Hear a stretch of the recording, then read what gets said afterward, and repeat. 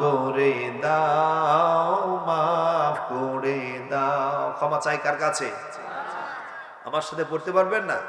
সবাই মিলে আল্লাহকে একটু রাখি, আল্লাহ, ও গো আল্লাহ, ক্ষমা করে দাও, মাফ করে দাও, ক্ষমা করে দাও, মাফ করে দাও। যত দিনে জীবন বিনা বাঁচিবে,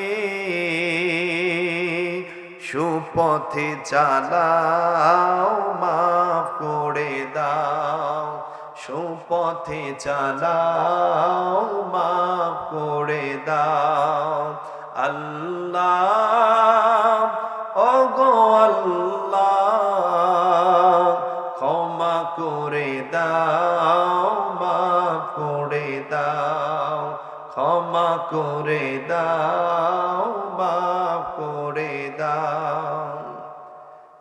তোমাকে না দেখিয়া, নবীকে না চিনিয়া, ঈমান এনেছি তবু। আল্লাহকে দেখছেন? নবীকে চিনছেন? তোমাকে না দেখিয়া, নবীকে না চিনিয়া, ঈমান এনেছি তবু। তোমাকে না দেখিয়া, নবীকে না চিনিয়া, ঈমান এনেছি তবু। এই উসিলায় বিপদে পার করে নাও, ক্ষমা করে দাও, মাফ করে দাও, ক্ষমা করে দাও, মাফ করে দাও। কাউকে সরি না, কাউকে ডরি না, তোমাকে শির দেই তবু। কাউকে সরি না, কাউকে ডরি না, তোমাকে শির দেই তবু। এই উসিলায় রহম দয়া বিলাও, ক্ষমা করে দাও, মাফ করে দাও, ক্ষমা করে দাও, মাফ করে দাও। আল্লাহ, ও গো আল্লাহ, ক্ষমা করে দাও, মাফ করে দাও, ক্ষমা করে দাও, মাফ করে দাও। আলহামদুলিল্লাহ পড়েন। ক্ষমা চাইবো কার কাছে? ধরে বলেন, চাইবো কার কাছে? আপনারা ঠিক আছেন তো? প্রিয় সুধী আমার, আমি আপনাদের খিদমতে খুতবা একটি আয়াতে কারিমা পড়েছি। আমার সাথে সকলেই কণ্ঠটা মিলে পড়ুন। আউযু বিল্লাহি মিনাশ শাইতানির রাজীম। বিসমিল্লাহির রাহমানির রাহিম। الذي خلق الموت والحياة ليبلوكم أيكم أحسن عملا وهو العزيز الغفور. صدق الله العظيم وصدق رسوله النبي الكريم ونحن على ذلك من الشاهدين والشاكرين والحمد لله رب العالمين.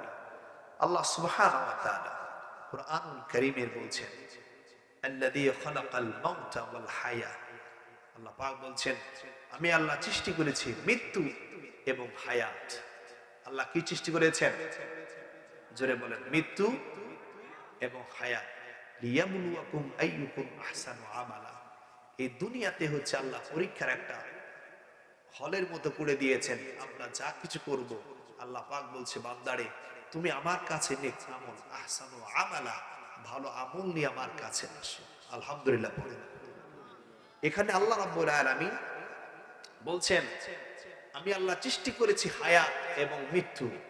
কিন্তু এই আয়াতে কারিমায় দেখবেন আল্লাহ পাক বলেছেন আল্লাযী খালাকাল মাউত, আল্লাহ পাক সৃষ্টি করেছেন মৃত্যু, হায়াত, আল্লাহ হায়াত সৃষ্টি করেছেন। আল্লাহ পাক প্রথমে মৃত্যুর কথা বান্দাকে স্মরণ করিয়ে দিচ্ছে। প্রথমে আমরা মৃত্যু না আমাদের হায়াত আগে? জোরে বলেন, আমাদের হায়াতটা তো আগে বাবা, এরপর না মৃত্যু। আল্লাহ এখানে মৃত্যুটা আগে নিয়েছেন। আল্লাযী খালাকাল মাউতা ওয়াল হায়াত লিয়াবলুয়াকুম আইয়ুকুম আহসানু আমালা। মৃত্যুর কথা আগে নিয়েছেন কেন? আমার বান্দা তো জন্মের পরে হায়াত পেয়ে যাবে, এরপরে তার যে একটা অবস্থান সেটার নাম হলো মৃত্যু। মৃত্যুর পরে আর কোন হায়াত দুনিয়াতে আছে? এর জন্য আল্লাহ মৃত্যুর কথা সামনে আনলেন। কোন কোন মুফাসসিরে কেরাম বলছেন মৃত্যুর কথা আল্লাহ পাক এর জন্যই আনলেন কারণ বান্দা জন্মের পরে যে জিনিসটা থাকে সামনে সামনে অপেক্ষা করবে, সামনে জিনিসটা চলে আসবে, সেটার নাম হলো মৃত্যু। এই জন্য মৃত্যু আমার আপনার একেবারে খুব কাছে। যদি আমরা যুবক মানুষ হয়ে থাকি অনেকে বলতে পারি না মৃত্যুটা তো অনেক দূরে। এই মৃত্যু কখন আমার আপনার হবে আমরা কেউ জানি? জানি চোখের সামনে যুবকরা মরে যাচ্ছে, রোড অ্যাক্সিডেন্ট করে মারা যাচ্ছে, রাস্তা হাঁটা অবস্থায় মারা যাচ্ছে, অল্প বয়স 20-25 বছর স্ট্রোক করে মারা যাচ্ছে। সেদিন একটা মাহফিলে গেলাম, পাশের মাহফিল বাবাপুর, যতটা মনে পড়ে আমার, এই গ্রামের মেম্বার যিনি ছিলেন উনি হাঁটতে গিয়ে আসার বলে কি বলে আসার বা উসাট যেটাই বলেন না কেন, হাঁটতে গিয়ে পড়ে গিয়ে লোকটা মারা গেছে। বয়স কত? 40 হবে, আর বেশি হবে না। মৃত্যু আপনি এত কাছে, এরপরে এই মৃত্যুটাকে আমরা অনেক দূরে রেখে দিয়েছি। কথাটি কিনা জোরে বলেন। আমি কথাটা কেন আনলাম, কিন্তু এখানে কবরস্থান মাহফিল, আমরা এই আলোচনা শুনে যদি মৃত্যুর কথা কলিজায় নিয়ে যেতে পারি, কবরের চিন্তা যদি আমার আপনার কলিজায় ঢুকে যায়, তাহলে আমার আপনার দ্বারা গুনাহমুক্ত জীবন গড়ার সুযোগ হবে। ঠিক কিনা বলেন? আমরা টুকিটাকি যা আমল করি ভালো, কিন্তু আমরা যে পাশাপাশি যে গুনাহটা করে ফেলি, এটার জন্য আমরা অনেক পিছিয়ে যাচ্ছি। টাকা ইনকাম করি 10,000, খরচ করি যদি 9,000, থাকে কিছু? 1 লাখ টাকা ইনকাম, খরচ আমার 2 লাখ, তাহলে থাকবে কিছু? আমরা যাই টুকিটাকি করি না কেন আলহামদুলিল্লাহ, কিন্তু এইটার ভিতরে থাকছে না, কারণ আমাদের আমলগুলি নষ্ট হচ্ছে আমাদের কারণে। যেহেতু কবরস্থান মাহফিল, আমাকে একজন বলছে হুজুর কবরস্থানের মাহফিল, একটু কবর মৃত্যু নিয়ে কথা বলবেন। আপনি বলছেন হ্যাঁ, যেহেতু আমি এই কথাটা শুরু করার জন্য মূলত এই আয়াত কারিমা পড়েছি। তো প্রিয় সুধী আমার, এই মৃত্যু খুব কাছে আমার আপনার না? এমন আছেন কেউ বলতে পারবেন হুজুর আমার মৃত্যু অনেক দূরে? জোরে বলেন, বলতে পারবেন? এর জন্য আল্লাহ প্রথমে মৃত্যুর কথা আনলেন, যাতে করে আমার বান্দাগুলি চিন্তা করে যে আমাকে আল্লাহ পাক হায়াত দিয়েছেন, এখন আমাকে মৃত্যুবরণ করতে হবে, সেটার জন্য আমাকে সামানা গোছাতে হবে। এর জন্য মহান রব্বুল আলামিন কুরআনুল কারীমে বান্দাকে স্মরণ করিয়ে দিয়ে বলছেন আল্লাযী খালাকাল মাউতা ওয়াল হায়াতা লিয়াবলুয়াকুম আইয়ুকুম আহসানু আমালা। ওরে বান্দা, আমি আল্লাহ তোমার জন্য মৃত্যু রেখেছি। এরপর আল্লাহ হায়াতের কথা বললেন। এরপর আল্লাহ পাক বলে বান্দারে, এই যে দুনিয়াতে তোমাকে দিয়েছি আমি আল্লাহ কোনো কিছুই চাই না রে বান্দা, আমি আল্লাহ চাই আমার বান্দাগুলি আমার ইবাদত করবে, ভালো নেক আমল নিয়ে আমার কাছে আসবে, আমি আল্লাহ হাসরের ময়দানে বান্দাগুলিকে মাফ করে দিব। আল্লাহ পাক এই জিনিসটা চায়, আমার বান্দা আমল করবে। আল্লাহ পাক বলে বান্দারে তুমি নেক আমল নিয়ে আসো, আইয়ুকুম আহসানু আমালা, ভালো আমল নিয়ে আসো, ভালো কাজ নিয়ে আসো, যে কাজের বিনিময়ে রব্বুল আলামিন আমি তোমাকে মাফ করে দিব। আমরা যখন গুনাহ করি খেয়াল থাকে না, হায় হায় গুনাহ করছি, আল্লাহ বলে বান্দারে কিরামান কাতিবিনা ইয়ালামুনা মা তাফআলুন। আমি আল্লাহ রাব্বুল আলামিন কিরামান কাতিবিন, দুইজন সম্মানী ফেরেশতা আমি আল্লাহ রেখে দিয়েছি। এই বান্দারে এমন কিছু জিনিস নাই যে বান্দা ফেরেশতার ভুল হয়, একেবারে ছোট থেকে যেটা ছোট এটাও আমার ফেরেশতাগুলি লিখে রাখে, কারণ এই সব কিছুর হিসাব আমি আল্লাহ কিয়ামতের ময়দানে তোমার সামনে দাঁড় করিয়ে দিব। না আল্লাহর কাছে লেখার জন্য কলম নাই? জোরে বলে। আপনার কাছে কলম আছে, আল্লাহর কাছে কলম নাই? জোরে বলেন। আল্লাহ পাক সূরা নূনে বললেন, নুন ওয়াল কলামি ওয়া মা ইয়াসতুরুন মা আনতা বিনি'মাতি রাব্বিকা বিমাজনুন আল্লাহু আকবার ওয়া ইন্নাকা লাআজরান গায়রা মামনুন وإنك لعلى خلق عظيم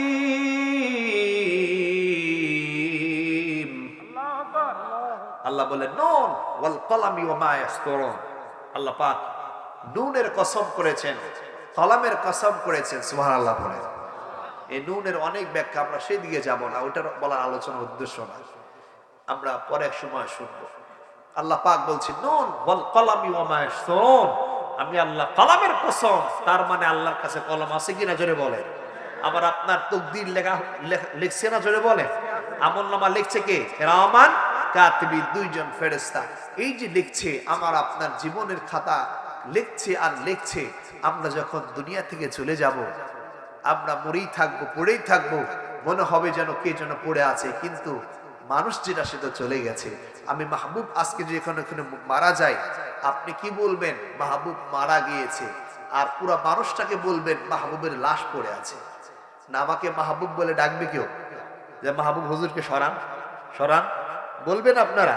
বলবেন হুজুরের লাশটা সরান। তাহলে আসল হুজুর চলে গেছে কোথায় জোরে বলেন? আল্লাহর কাছে। আসল হুজুর কোথায় চলে গেছে? তার মানে আপনি যদি মারা যান, পা থেকে মাথা পর্যন্ত যে আল্লাহ পাক আমার আপনাকে বানিয়েছেন, সাবান নিয়েছেন, সুনো নিয়েছেন, তেল নিয়েছেন, চিরুনি দিয়ে সুন্দর করে আশ্রিয়েছেন, দাড়ি রাখেন নাই, ক্লিন শেপ, ফোম শেপ সব করেছেন, আপনি এত যত্ন নিয়েছেন, মারা যাওয়ার পরে কেউ বলবে না যে মাহবুবের লাশটা, মাহবুব শুয়ে আছে একটু সরাও মাহবুবকে। বলবে কি মাহবুবের লাশটা সরাও। তাহলে আসল মাহবুব হচ্ছে আমার আপনার ওই যে হায়াত, এটা বের হয়ে গেল মানে আপনি চলে গেলেন। এই পুরো এক্সট্রাকচার বডিটাকে আপনাকে মাহবুব পরিচয় দিচ্ছে ঠিক, কিন্তু এই বডিটা আপনি মাহবুব না, আপনি আব্দুর রহমান না। এটা আপনার দেহ, এটা আপনার স্ট্রাকচার বডি, কিন্তু আসল যে আপনার রূহ এটাই হলো আপনি। সুবহানাল্লাহ বলবেন। আর এটা হসপিটালে গেলে হবে না। এই যে মাহফিলে বসছেন না, রুহের খোরাক হচ্ছে, আমাদের রুহের খোরাক হচ্ছে। আল্লাহ পাক কোরআনে কারীমে বলেছেন ইয়াসআলুনাকা আনির রূহ কুলির রূহু মিন আমরি রাব্বি ওয়া মা উতীতুম মিনাল ইলমি ইল্লা কলিলা। বলছেন রূহ, নবী আপনাকে তারা প্রশ্ন করবে ইয়াসআলুনাকা আনির রূহ, নবী আপনাকে প্রশ্ন করবে রূহ কি? আপনি বলেন কুলির রূহু মিন আমরি রাব্বি, এটা আল্লাহ পাকের আদেশ। জোরে করে সুবহানাল্লাহ। আল্লাহ পাকের আদেশ যদি না হয়, আপনারা অনেকেই জানেন, সবাই শিক্ষিত আপডেট জগতের মানুষ, ওপেন হার্ট সার্জারি হয় আপনারা জানেন। একেবারে কণ্ঠনালী থেকে নাভি পর্যন্ত একেবারে ভাগ করে কলিজা মাইটা সব বের করে, এরপরে তাকে অপারেশন করে আবার কলিজা ঢুকিয়ে দেওয়া হয়, কলিজা মাইটা সব ঢুকিয়ে দিয়ে আবার খাঁচাটা লাগিয়ে সেলাই করে দেওয়া হয়। এই যে পুরা বডিটা খুলে কলিজা মাইটা বের করে ফেলে ওপেন হার্ট সার্জারির সময়। তো যদি জীবন ভিতরেই থাকে তো এখান থেকে বের হয়ে যাওয়ার কথা, কথা বলবেন না, কথা বলেন না, বের হওয়ার কথা তো বের হয় না কেন? আল্লাহ বলছেন ইয়াসআলুনাকা আনির রূহ, নবী আপনাকে তারা প্রশ্ন করবে, বেঈমানরা, কাফেররা, রূহ কি? নবী আপনি বলেন, আল্লাহ পাক বলছেন নবী আপনি বলে দেন কুলির রূহু মিন আমরি রাব্বি, এটা আল্লাহ পাকের আদেশ, আল্লাহর হুকুম হয়েছে, ঢুকে আছেন, আল্লাহর হুকুম হয়ে যাবে, এটা বের হয়ে আসবে। আপনি যতই কাটাকাটি করেন, বুড়ি এখানে ডুম দিয়ে বুড়ি মনে করেন যে সব দেখা যাচ্ছে, এমন অবস্থা হয়ে গেছে। আল্লাহর হুকুম হয় নাই, আমি আপনি মারা যাবো, সুবহানাল্লাহ বলবেন না? আল্লাহ বলছে নবী আপনি বলে দেন এটা একটা হুকুম, আমি আল্লাহ যতদিন হুকুম রেখেছি তার জন্য, যতক্ষণ তার জন্য বলেছি, আল্লাহ পাক বলছে এদের হায়াত যখন শেষ হবে, তওবা নামক গাছের পাতা বলে যে গাছের পাতা পড়ে গেছে সময়ের নাই, আজরাইলের হাতে চলে আসছে, আজরাইলের হাতে চলে আসছে, সময় আর মাত্র 5 minute, time to time, at A time আপনার সামনে দাঁড়িয়ে যাবে, কাগজের পাতা হাতে নিয়ে বলবে এই তো আব্দুর রহমানের ছেলে আব্দুল কুদ্দুসের লাশ, কবর এখানে হবে, এখানে তার মৃত্যু হবে। তওবা নামক গাছটি আছে, পাতায় পাতায় লেখা আছে মানুষের হায়াত। তওবা নামক গাছের আমার আপনার সবার নাম লেখা আছে, পড়েই সর্বপ্রথম আজরাইল হাতে যায়।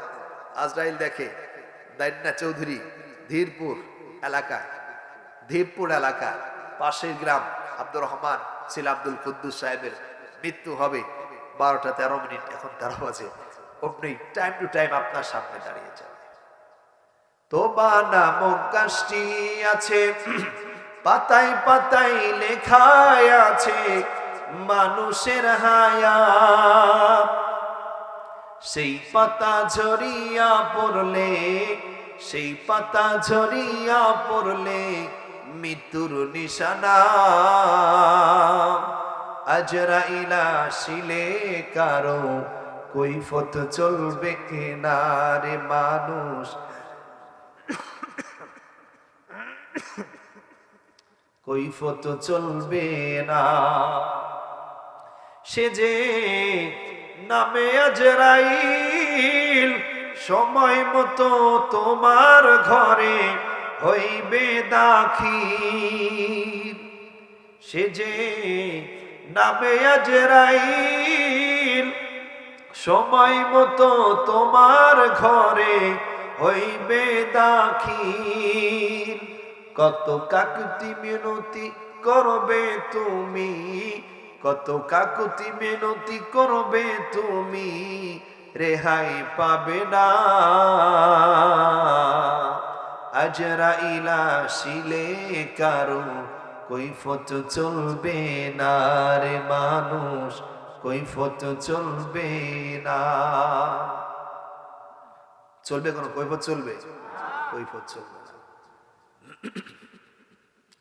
এর জন্য মহান রব্বুল আলামিন বলে বান্দারে আমি আল্লাহ হায়াত আগে দিয়েছি ঠিক, কিন্তু আয়াতে কারিমে আমি আল্লাহ মৃত্যুর কথা তোমাকে আগে দিয়ে দিলাম।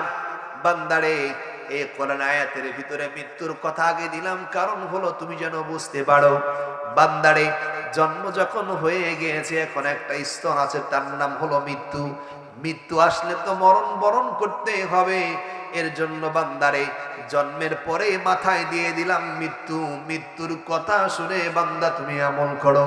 মৃত্যু যখন আমার আপনার চিন্তায় থাকবে, কবর যখন আমার আপনার চোখের সামনে ভাসবে, দেখবেন এই বান্দা কখনো হারাম খেতে পারে না, বান্দা কখনো গালি দিতে পারে না, বান্দা কখনো গীবত করতে পারে না, বান্দা কখনো মানুষের ক্ষতি করতে পারে না, এই বান্দা কখনো গুনার কাজ করতে পারে না। যদি আমার আপনার মনের ভিতরে মৃত্যু নামক শব্দ চিন্তা থাকে, কবরের চিন্তা থাকে, এই বান্দা কখনো গুনার কাজ করবে না। আল্লাহ বলছেন কুল্লু নাফসিন যায়কাতুল মাউত, বান্দারে প্রত্যেক প্রাণীকে মৃত্যুবরণ করতেই হবে। আপনি আস্তিক হন, নাস্তিক হন, বিধর্মী হন, খ্রিস্টান হন, হিন্দু হন, যে কোনো ধর্মের মানুষ হন না কেন, যারা খ্রিস্টান তারাও আল্লাহকে মানে, হিন্দুরা এক আল্লাহকে মানে, পাশাপাশি আরো অনেক কিছু মানে, সেদিকে আমার কথা না। সব ধর্মের মানুষগুলাই মৃত্যু শব্দটা মেনে নিয়েছে, সুবহানাল্লাহ বলবেন না? যারা খ্রিস্টান তারা আখিরাত মানে না, জান্নাত মানে না, জাহান্নাম মানে না, কিছুই মানে না, কিন্তু তারা মৃত্যুকে অস্বীকার করে না। একটা খ্রিস্টান একটা দেখান, নাস্তিক দেখান যে নাস্তিকে বলেছে মৃত্যুর বিশ্বাস করি না।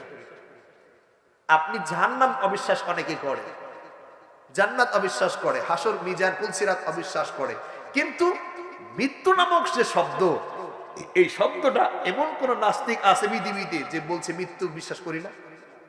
জোরে বলেন। এইরকম নাস্তিক একটাও নাই যে মৃত্যুকে বিশ্বাস করে না। এই জন্য মৃত্যু এমন একটা জিনিস যে সবার প্রথমে আমার আপনার জন্য অপেক্ষা করছে। বন্ধুরা আমার, মৃত্যুবরণ আমার আপনাকে করতে হবে। মহান রব্বুল আলামিন বলে, বান্দারে মৃত্যু নিয়ে তুমি কি চিন্তা করো? এই মৃত্যু তোমার একেবারে খুবই নিকটে। আল্লাহ পাক বলে, বান্দারে তুমি চিন্তা করো, মৃত্যু তোমার হবে না, মৃত্যু তোমার সামনে। এর জন্য আমি আল্লাহ জন্মের আগে তোমার হায়াতের কথার আগে আমি আল্লাহ তোমাকে মৃত্যুর কথা স্মরণ করিয়ে দিলাম। এই মৃত্যু আমার আপনাকে ওই পর্যন্ত পৌঁছিয়ে নিয়ে যাবে। কোন পর্যন্ত? যখন আমার হায়াত হয়ে শেষ হয়ে যাবে, তখন আমার আপনার মৃত্যু আমার সামনেই চলে আসবে।